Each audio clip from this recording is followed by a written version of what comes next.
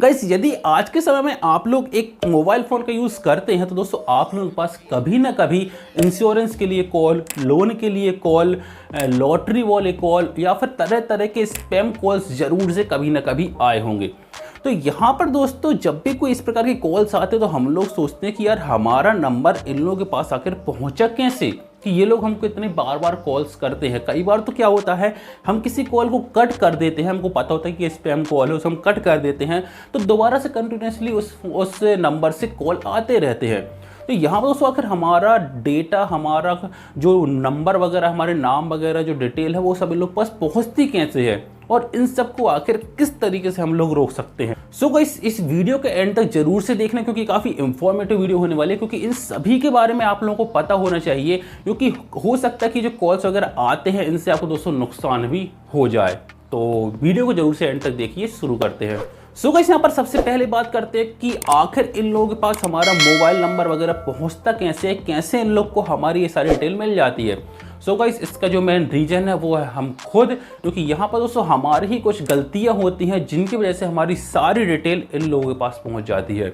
यहाँ पर दोस्तों जनरली होता क्या है कि इंटरनेट का ज़माना है, हम सभी लोग इंटरनेट का यूज़ करते हैं और इंटरनेट पर दोस्तों हम लोग रैंडमली डेली किसी न किसी रैंडमली ऐसी वेबसाइट के ऊपर चले जाते हैं जहाँ पर आपकी सोशल मीडिया के ऊपर देखें वहाँ पर भी कुछ अलग अलग प्रकार की वेबसाइट लिंक वगैरह दिए होते हैं, उन पे चले जाते हैं, या फिर हम यहाँ पर डायरेक्टली गूगल पर सर्च करके भी रैंडमली किसी भी वेबसाइट पर विजिट कर जाते हैं। और कई बार दोस्तों क्या होता है कि उस वेबसाइट का कंटेंट यदि हमको एक्सेस करना होता, भले वो कंटेंट फ्री हो, यदि उसको एक्सेस करना होता तो वो वेबसाइट बोलती है कि यहाँ पर आपको रजिस्टर करना पड़ेगा। आप अपना मोबाइल नंबर डालिए, OTP आएगा, कभी कभी आपका और डेटा ले लेते हैं जैसे नाम वगैरह, एज वगैरह, ये चीज़ें और वो हमसे कलेक्ट कर लेते हैं।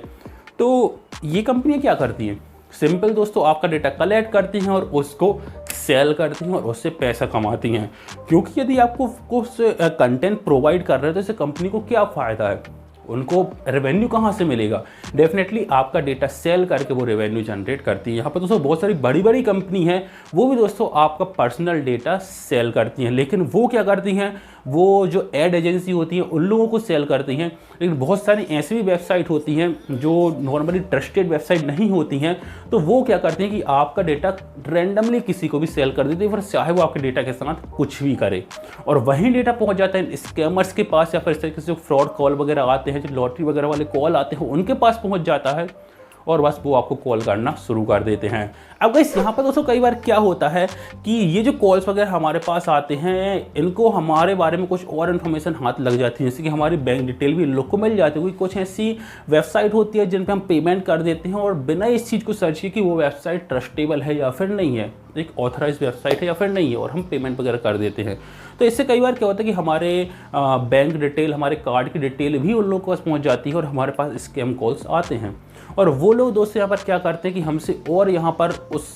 डिटेल के बेसिस पर हमको और ज़्यादा कन्वेंस करते हैं और यहाँ पर दोस्तों हमसे अपने बैंक की डिटेल और निकलवा लेते हैं और कई बार जो ट्रांजैक्शन के OTP वगैरह हैं वो भी ले लेते हैं और यहाँ पर दोस्तों हमारा बैंक अकाउंट खाली हो जाता है। सो गाइस यहाँ पर ओवरऑल देखा जाए तो गलती किसकी है, गलती दोस्तों हम लोगों की ही होती है। सो गाइस अब यहाँ पर बात करते हैं कि आखिर हमको क्या करना चाहिए, कैसे हम इस प्रकार के कॉल से बच सकते हैं। सो गाइस यहाँ पर सबसे पहले तो हम जो गलती कर रहे हैं उसको हमको सुधारना होगा। दोस्तों इंटरनेट पर यदि आप लोग आ गए हैं, वहाँ पर आप कोई भी इन्फॉर्मेशन एंटर कर रहे हैं तो वो दोस्तों यहाँ पर एक प्रकार से पब्लिक ही हो रही है, वो प्राइवेट नहीं रह जाती है। सो गाइस यहाँ पर आपको इंटरनेट के ऊपर जो भी आप अपनी इन्फॉर्मेशन यहाँ पर डाल रहे हैं, एंटर कर रहे हैं,